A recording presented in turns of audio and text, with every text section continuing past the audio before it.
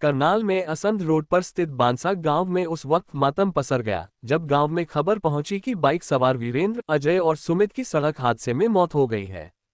दरअसल आज शाम के समय बांसा गांव में अजय की कुछ युवकों के साथ बहस हो गई। बहस काफी बढ़ गई, जिसके बाद अजय के ऊपर चाकू से हमला हुआ और अजय घायल हो गया। इस बात की सूचना जैसे ही अजय के दोस्त और रिश्ते में लगते हम उम्र चचेरे भाइयों को पता चली तो उसे बाइक पर बैठाकर वो गांव से करनाल में इलाज के लिए लाने लगे। जैसे ही वो गांव से करनाल असंध स्टेट हाईवे पर चढ़ते हैं तो सामने से आ रहे ट्रक में उनकी बाइक भिड़ती है। इस हादसे में अजय, वीरेंद्र, सुमित तीनों की मौके पर ही मौत हो जाती है। वहीं ट्रक चालक ट्रक को मौके पर छोड़कर फरार हो जाता है। आसपास के लोग शव को करनाल के पोस्टमार्टम हाउस में पहुंचाते हैं और जैसे ही इस बात की सूचना गांव में पहुंचती है, पूरे गांव में मातम पसर जाता है। तीनों दोस्त थे और आपस में चचेरे भाई भी लगते थे। तीनों की उम्र 20 से 22 साल बताई जा रही है। इस घटना के बाद पुलिस ने मौके का भी जायजा लिया और उसके बाद पोस्टमार्टम हाउस भी पहुंची। तीनों के सपने थे, कोई काम कर रहा था तो किसी ने काम धंधा शुरू करना था ताकि परिवार की मदद हो सके। लेकिन एक हादसा बांसा गांव को हमेशा का गम दे गया। 3 माओं के 3 बेटे जिनकी एक सड़क हादसे में जान चली गई। प्रशासन लगातार अपील करता है, ट्रैफिक नियमों का पालन करके अपना साधन चलाएं। कमलदीप सर, गांव में इनकी कोई लड़ाई होगी यार, आज जगह किसी ने चक्कू मार दिया जी उनको।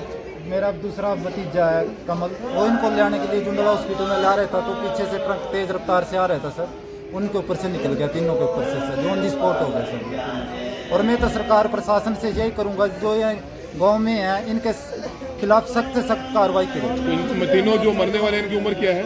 इनकी उम्र सर अजय की तो 19 साल है और कमलदीप की सर 21 साल है। दोनों अनमैरिड रहे? अनमैरिड है सर, एक तो फाइनेंस कंपनी में लगा था। चाकू मारने वाले भाग गए? हाँ, चाकू मारने वाले फरार है सर। अब चाहेंगे सख्त से सख्त कार्रवाई ऐसे लोगों के खिलाफ? दो लोग हैं चाकू मारने वाले? हाँ जी, 2 लोग हैं। मेरे को तो पता ही लगा कि भाई यहाँ दो गांव के लड़कियां, नहीं पता नहीं के नाम बता रहे उनका, भी उन्होंने 2 लड़कियां ना, एक छोरे का चाकू मार दिया, वो मेरा भतीजा था जिसका चाकू मारा। Son of Surajban, Bunty son of Ramphal. और मेरे वाले लड़के उन्होंने शहर ले आने खातर ले आए थे। एक बड़ा लड़का ये है मेरे साथ में, छोटा लड़का उसने मोटरसाइकिल पे ले रहा था और वो कड़ी जैसे ही वो जूंडला बांसा से जो हाईवे पे सड़क चढ़ती थी उससे जैसे करनाल की तरफ टर्न किया तो इधर से जाने वाले ट्रक ना उठा दिया उनको, तीनों के तीनों अपने लपेट में लेकर सर ये 1.5 घंटा पहले की जानकारी है तकरीबन।